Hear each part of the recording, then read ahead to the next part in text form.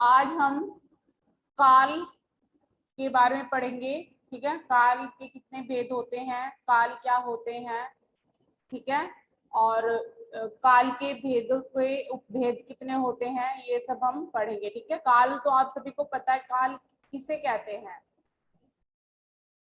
जब भी हम कोई कार्य करते हैं उसको करने का एक समय होता है, तो वही परिभाषा में हम लिखेंगे कि कार्य करने के समय को हम, कार्य करने या होने के समय को हम काल कहते हैं। किसी भी कार्य के करने या होने के समय को काल कहते हैं।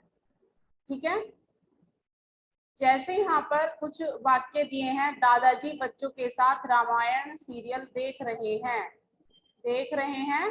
वर्तमान यानी चल रहे समय का बोध हो रहा है, वर्तमान में। ठीक है, अभी जो चल रहा है उसका बोध हो रहा है।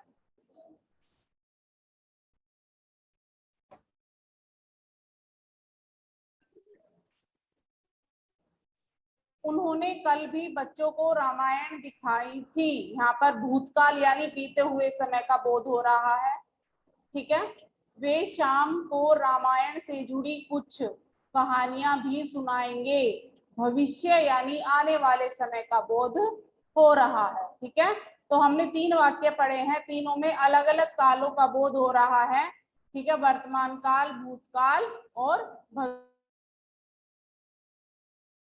ठीक है, ऊपर दिए गए तीनों वाक्यों की क्रियाओं को देखिए। पहले वाक्य की क्रिया देख रहे हैं, इससे पता चल रहा है कि जो समय चल रहा है कार्य उसी में हो रहा है, यानी जो समय अभी चल रहा है यानी वर्तमान का समय, उसी में कार्य हो रहा है।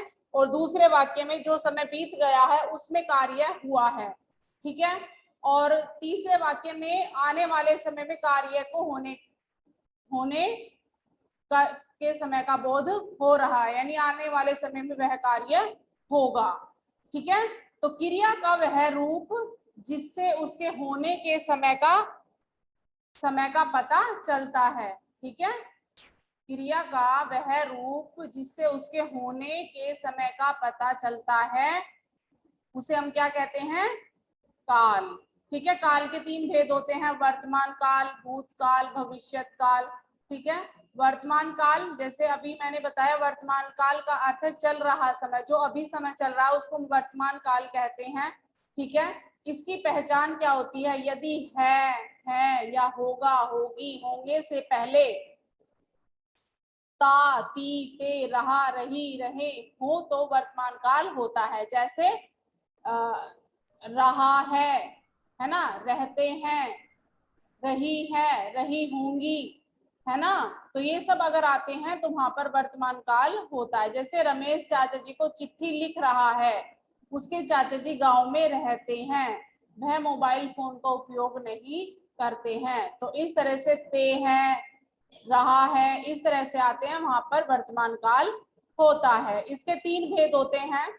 ठीक है, हिंदी में 3 भेद होते हैं, जैसे आप इंग्लिश में 4 पढ़ते हैं इसके, लेकिन हिंदी में इसके कितने होते हैं, 3 होते हैं। कौन कौन से, सामान्य वर्तमान काल जिसकी पहचान होती है ता है, ती है, ते है ना। सामान्य वर्तमान काल की पहचान क्या होती है, ता है, ती है, ते है, जिसमें क्रिया के जिस रूप से उसके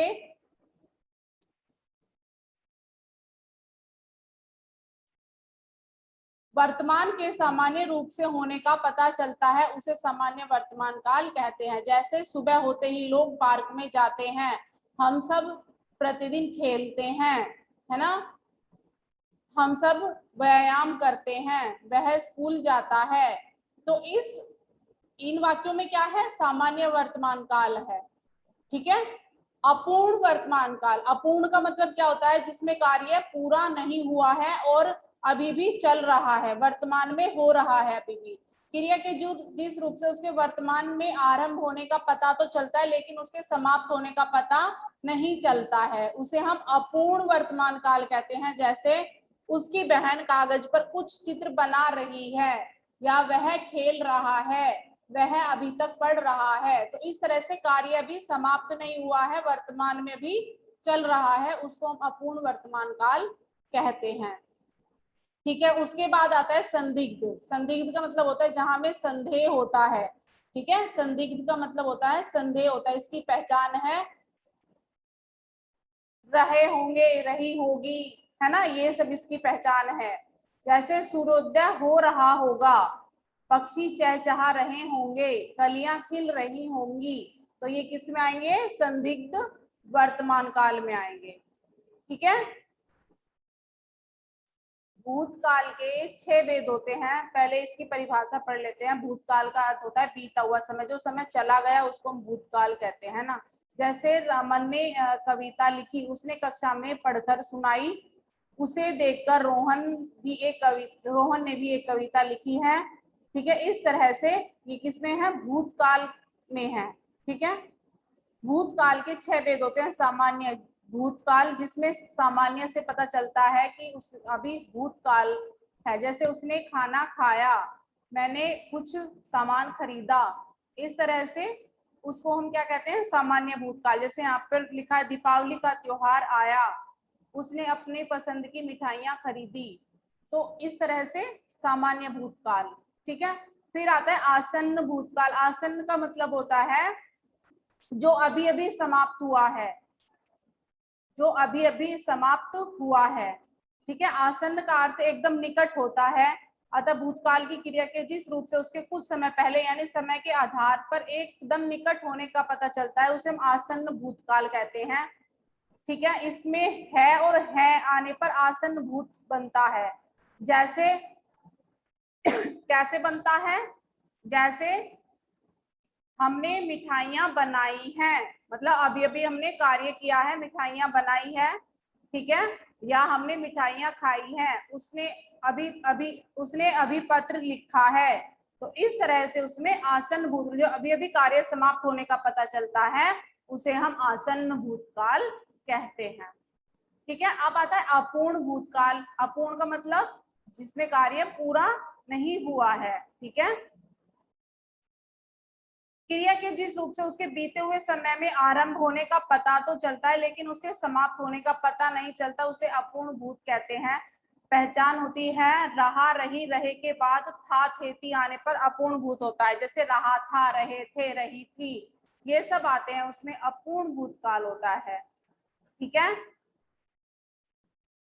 जैसे यहाँ पर कुछ उदाहरण दिए गए हैं। जैसे कुछ जागरूक लोग बहुत पहले से मिलावटखोरों की शिकायत कर रहे थे, लेकिन प्रशासन इस की ओर ध्यान नहीं दे रहा था, है ना। अगर हम सिंपल साधारण से वाक्य बोले तो हम लिख सकते हैं राम खेल रहा था, वह पढ़ रहा था, वह खाना खा रहा था। ठीक है। इस तरह से जो वाक्य आते हैं उनको हम अपूर्ण भूतकाल कहते हैं।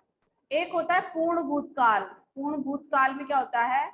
जिसका हमें पता चल जाता है कि ये कार्य भूतकाल में ही समाप्त हो गया था, उसे हम पूर्ण भूतकाल कहते हैं। जैसे राम ने रावण को मारा था, है ना। हमने मिठाइयां बनाई थी, है ना। उसने खाना खाया था। इस तरह से जो कार्य पूर्ण भूतकाल में ही समाप्त हो चुका है उसको हम क्या कहते हैं? पूर्ण भूतकाल। ठीक है। उसके बाद आता है संदिग्ध भूत। संदिग्ध में भी संदेह होने का बोध होता है।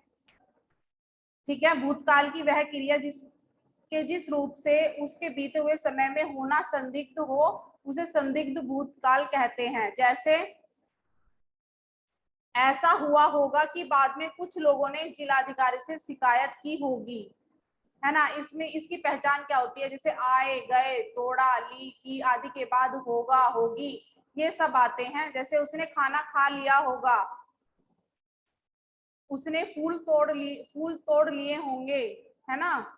वह विद्यालय चला गया होगा। इस तरह से हम उसमें जब वाक्य बनाते हैं, संदेह होता है हमें भूतकाल में कि उसने ऐसा कर लिया होगा, तो वो संदिग्ध भूतकाल में आता है। ठीक है। और एक होता है इसका हेतु मत भूतकाल। इसमें भूतकाल की क्रिया के जिस रूप से उसके होने पर दूसरी क्रिया का होना निर्भर करे। भूतकाल में ही एक क्रिया का दूसरी क्रिया पर निर्भर होना हो, उसे हेतु कहते हैं।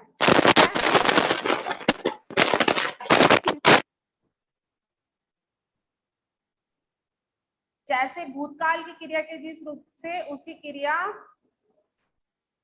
उसके होने पर दूसरी क्रिया का होना निर्भर करे, एक क्रिया का दूसरी क्रिया के होने पर निर्भर करे, उसे हम हेतु हेतुमत भूतकाल कहते हैं। जैसे इसकी पहचान होती है वाक्य में यदि अगर होने पर धातु रूप में ता ती से जुड़ा हो तो हेतु हेतुमत भूत होता है। ऐसा होने पर एक क्रिया पर दूसरी क्रिया के बीते हुए समय में होने का पता चलता है। जैसे यदि मिलावटखोर जिम्मेदार नागरिक के फर्ज को समझे होते तो इस प्रकार सैकड़ों लोग बीमार न पड़ते।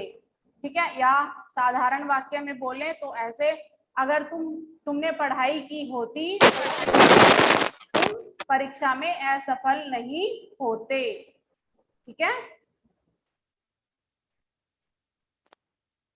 भविष्यत काल के 3 भेद होते हैं, वर्तमान और भविष्यत के 3-3 भेद होते हैं और भूतकाल के 6 भेद होते हैं। हिंदी में वर्तमान और भविष्यत के 3-3 भेद होते हैं और भूतकाल के 6 भेद होते हैं। ठीक है, अब हम पढ़ेंगे सामान्य भविष्यत काल।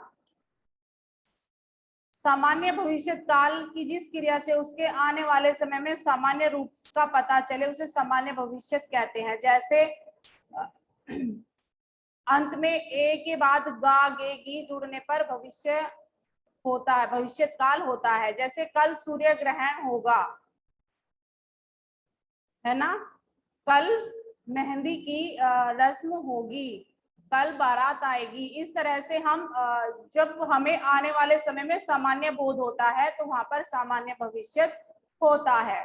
फिर आता है संभाव्य, जहां पर संभावना होती है ना। जैसे कैसे संभावना होती है भविष्यत काल में, शायद तुम्हारी बात सुनकर वह सुधर जाए और गाड़ी तेज न चलाए। संभवतः आज भयंकर तूफान आए और भारी तबाही मचा दे, या संभवतः आज भयंकर बारिश।